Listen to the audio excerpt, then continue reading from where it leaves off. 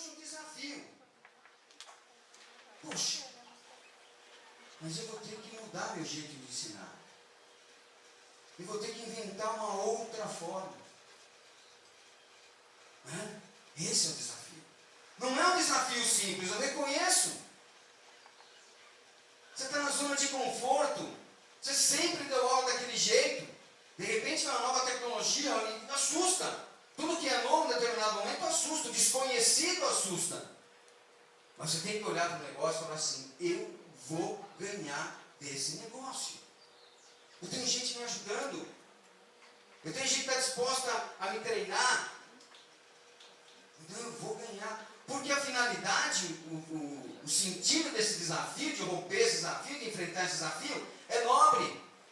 Por isso que vale a pena, às vezes, a gente se sentir como se está se lançando no nada, porque é um universo desconhecido de muitos. Poxa, de fato, o professor falou agora, eu só acesso a internet para Facebook, e-mail, eu não tenho familiaridade com outras ferramentas. Então você vai ter que se lançar.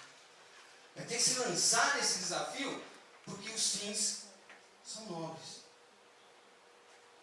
É incrementar a educação. O desafio que a gente propõe, no final das contas, vai ser extremamente positivo. Mas você ter essa coragem. Essa coragem amparada novamente por todo o arcabouço que existe por base da secretaria, dos colegas, né, das pessoas ligadas à informática, que estão aí para ajudar.